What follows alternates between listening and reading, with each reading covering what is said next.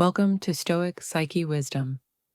Today's story is not one of fantasy or exaggeration.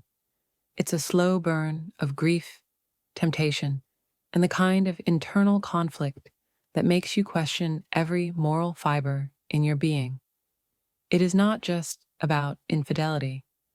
It's about what happens when pain is so deep that it opens the door to something far more dangerous than desire: connection without rules. Title: After losing my husband, my son asked something I never expected. A true infidelity story. When my husband died, I thought my heart had buried itself alongside him. Not in the ceremonial way that people cry and move on, but in the way that you feel your soul fracture. Cleanly, quietly. The world doesn't stop, but you do. Inside, where it matters most. But then, something stirred. Not love, not lust, but something infinitely more unpredictable. A dangerous kind of awareness. And it all began the night I was about to retreat into the safety of solitude, when I heard him whisper, "You're not invisible. Not to me."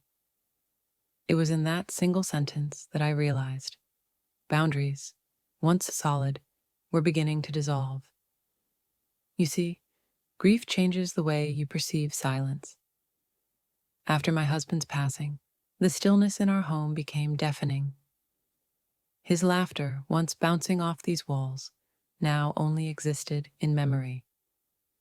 Our hallway, once echoing with his steps and jokes, now swallowed me whole. But grief isn't something you can outrun. It nestles into your bones, changes the shape of your breath, makes every heartbeat feel like lifting a weight. And yet, amidst that hollowness, something within me began to flicker. I didn't expect it. I didn't want it. But feelings don't ask permission. It started subtly, fleeting glances that didn't carry the cheapness of flirtation. It was something quieter, more human. I caught him looking at me, not in a way that made me recoil, but in a way that made me feel seen. He wasn't just observing, he was perceiving, sensing, understanding. And that was far more intimate than anything physical. He had grown, not just in stature, not just in confidence, but in presence. There was a maturity in his eyes, something that searched for mine in moments of silence. And every time he lingered in a doorway, asking if I needed help with something simple, I felt it again. The subtle way time transforms connection. One morning, I walked into the kitchen. He was already there, making coffee. The sunlight gently painted his features. His sleeves were rolled up, hair slightly tousled. He looked up and smiled. That smile. It didn't belong to a boy anymore. He handed me a mug. Our fingers brushed. And in that innocent contact, my heart hesitated. The stillness of it shook me. Not because it was inappropriate, but because it was undeniable. In the weeks that followed, he kept showing up. Not with declarations or seduction, but with presence. He brought me flowers from the garden, remembered my favorite snacks, fixed things around the house without being asked, and with every little act, my soul thawed. Not from guilt, not from shame, but from something resembling hope. One rainy afternoon, we were caught outside gathering laundry. We rushed in, soaked, laughing, hair dripping, cheeks flushed. When we caught our breath, our eyes locked. Just for a moment. It was restrained, careful, but loaded with meaning. He stepped closer. Not close enough to touch, just enough to share breath. I didn't move. Couldn't. "You're beautiful," he said, barely audible. My heart roared against my ribs. I wanted to ask why he said it, what he meant, but I already knew. He looked away, giving me room, then whispered, "You're not unseen. Not by me." That night, I couldn't sleep. His words echoed, not seen by the world, but seen by him. And it mattered. The next day, I found him sketching by the window. I never knew he could draw. I asked to see it. He hesitated, then turned the book. It was me.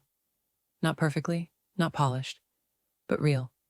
He'd captured the way I felt in those quiet, vulnerable moments. He had drawn me not how I looked, but how I ached, how I breathed, how I remembered love, and I sat next to him, closer than before. From then on, the days blurred, each moment drawing us closer to a precipice neither of us dared name.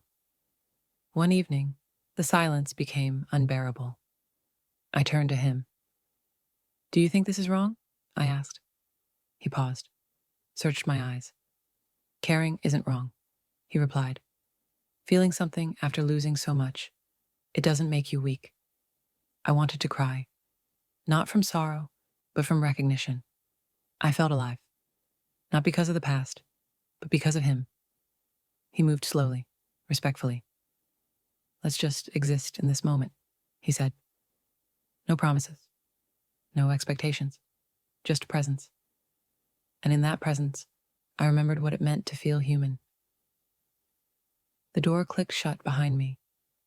The silence of the house was no longer peaceful. It was loud, intrusive, almost accusatory. I stood before the mirror, my reflection staring back like a stranger I didn't quite recognize. Not the woman who used to laugh without restraint. Not the wife who once believed love was enough. And certainly not the mother who now couldn't look her son in the eyes without remembering what had happened and what was building between us.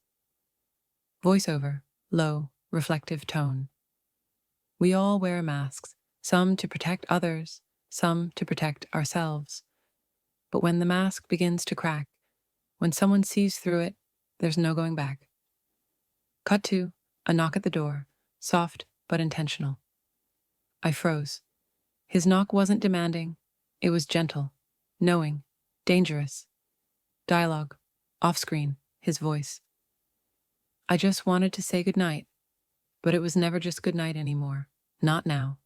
Not after the way he looked at me. Not after the way I didn't stop him.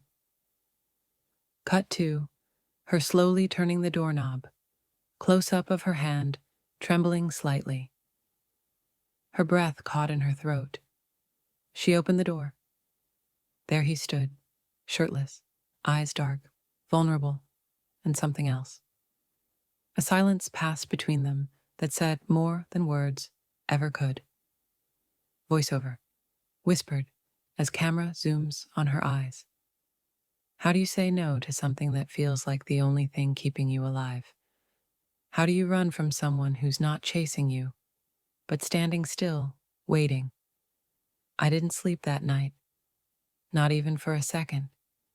His footsteps, I could still hear them fading down the hall. But what haunted me more was the echo of my silence, the way I didn't stop him, the way I didn't stop myself. Cut to bedroom, early morning light peeking through curtains. The sun rose like nothing had happened, but everything had. I could feel it in my bones. The guilt didn't come in waves. It sat on my chest, steady and unrelenting. But beneath it, a flicker, a dangerous flicker, of want, of something I hadn't felt in years. Not with my husband, not with anyone, and certainly not like this. Cut to her husband, snoring peacefully, innocent, unaware. I stood over him for a moment, staring, not at the man I married, but at the distance between us. The silence in our marriage that had grown so loud, it drowned out my own conscience. Voiceover, bitter truth.